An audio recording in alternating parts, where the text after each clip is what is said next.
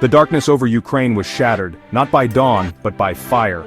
Russia unleashed its largest aerial assault. Cities across the nation braced, explosions echoed, fear gripped millions. This was a night of renewed horror, a stark escalation. The Kremlin's message was clear: relentless, brutal force. Kyiv, the capital, faced the onslaught. Odessa, the vital port city, also shuddered. Air raid alerts screamed for 6 agonizing hours. Families huddled in shelters. The familiar dread returned with a vengeance. Sleep became an impossible luxury. The sky, usually a canvas of stars, was filled with deadly streaks of light. This was the new reality again. The scale of the attack was staggering. Russia deployed a massive swarm. Over 355 Iranian-made Shahed drones filled the skies. These weapons, relatively cheap but deadly, were a key part of the assault. Some were decoys designed to confuse air defenses. Others were packed with explosives aimed at Ukrainian cities. The sheer number was overwhelming. Alongside the drones, cruise missiles streaked across the sky. 9 were reported launched in this specific barrage. These missiles targeted critical infrastructure and urban areas. Ukrainian air defenses worked furiously. They faced a daunting task. Ukrainian forces mounted a desperate defense. They claimed to have intercepted 266 drones. A significant number, but many still got through. The air defenders fought bravely. Their efforts undoubtedly saved lives, but the onslaught was immense. And action. Ukrainian President Volodymyr Zelenskyy voiced his anguish. His words were stark, filled with frustration. There is no military logic, he declared, only impunity. He accused Putin of despising diplomacy. He lamented the world's silence, which he said enables such aggression. Zelenskyy's message was a plea for more action, more support. He saw these attacks as pure terror, not strategy. The relentless targeting of civilian areas seemed to confirm it. The civilian toll continued to mount. In Odessa, a 14-year-old boy was injured. In Khmelnytsky, 18 residential buildings were damaged. These were not military targets. These were places where people lived, loved, and hoped. Then came a voice from America. Unexpected, forceful. Former President Donald Trump erupted. He took to his Truth Social platform late at night. His words were anything but diplomatic. They were raw, and they were angry. Trump, often seen as having a complex, sometimes criticized relationship with Putin, minced no words this time. The message was a thunderclap. Putin has gone absolutely crazy, Trump declared. He's needlessly killing people, for no reason whatsoever. This was a direct personal condemnation. It was a stunning assessment from the former US leader. No ambiguity, no hedging, just a blunt accusation. Trump issued a stark warning. If he tries to take all of Ukraine, Trump wrote, it will lead to the downfall of Russia. This was more than criticism, it was a prophecy of doom for Putin's ambitions. Section 5, A History of Rebuke, Trump's evolving stance on Putin. This was not an isolated flash of anger from Mr. Trump in 2025. His recent denunciations of Putin's actions have become more frequent, more pointed.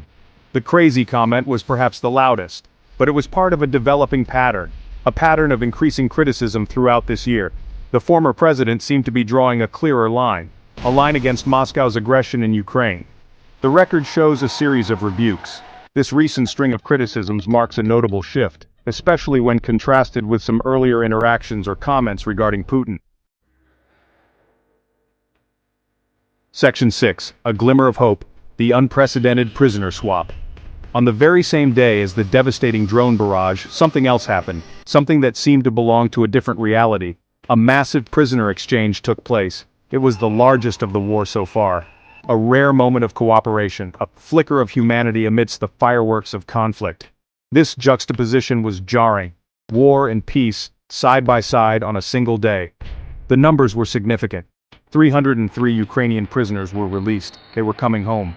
In return, 303 Russian prisoners were handed over. An equal exchange.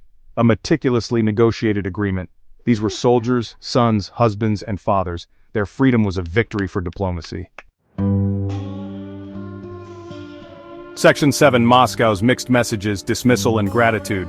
The Kremlin had to respond to Trump's fiery words. Spokesperson Dmitry Peskov stepped forward. His reaction was, to say the least, intriguing. It was a mix of dismissal and something else, something unexpected. Peskov sought to downplay Trump's crazy comment. He attributed it to the pressures of the moment. "We understand emotional overload in such difficult times," Peskov stated.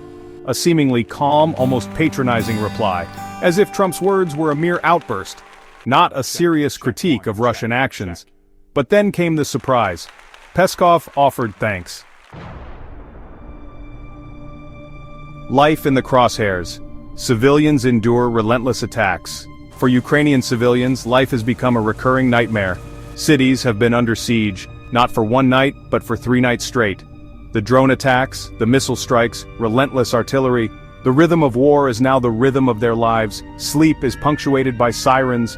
Darkness brings a new wave of fear. The psychological toll is immense. This is daily existence for millions. The human cost is devastating. In the northeast, a man was killed in shelling. Another life extinguished. Another family mourning. In Odessa, families hid in basements, cramped, cold, and terrified. These subterranean shelters offer a fragile shield, but they cannot protect from the constant anxiety. The fear that the next explosion will be closer. The fear that the walls will not hold. The innocent are always the primary victims. Basic services are crumbling under the strain.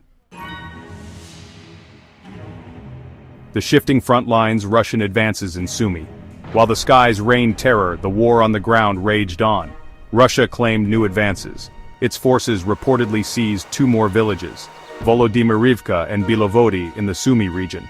This area is in northeast Ukraine, near the border with Russia's Kursk region. Each village taken is a small victory for Moscow, another piece of Ukrainian land under occupation. The front lines are not static. They are constantly shifting. Ukraine has not confirmed these specific losses, but officials acknowledge the fighting remains intense. Fierce battles are being waged for every inch of territory. The offensives in this Sumy area have been active for 3 weeks. 3 weeks of grinding combat, of soldiers fighting and dying. The sanctions question, Trump's hint at tougher measures. Amidst his fiery rhetoric, Donald Trump hinted at something more, something concrete. He suggested the possibility of new sanctions against Moscow. This was a significant development. It represented his strongest policy stance on the matter since he left office. Sanctions are a powerful tool, a way to exert economic pressure, a way to punish aggression without direct military confrontation. Trump seemed to be considering this option. This hint at new sanctions is noteworthy. It suggests a potential shift in his approach. Should he return to power, this could mean a tougher U.S. line against Russia. For Moscow, this adds another layer of uncertainty. A world watching international reactions and an uncertain future. The world is indeed watching and reacting. French President Emmanuel Macron offered his interpretation. He commented that Trump now realizes Putin has lied about Ukraine. Macron suggested the reality of the war was sinking in, even for those previously seen as less critical of Moscow. This observation from a key European leader highlights the perceived shift in Trump's stance, and its potential to influence international opinion. Other nations are also feeling the pressure. Finland, a new NATO member, summoned Russia's ambassador. The reason: suspected airspace violations. This underscores the regional tensions. The war in Ukraine is not contained. Its ripples spread outwards, affecting neighboring countries. It creates a climate of mistrust and heightened military alertness across Europe.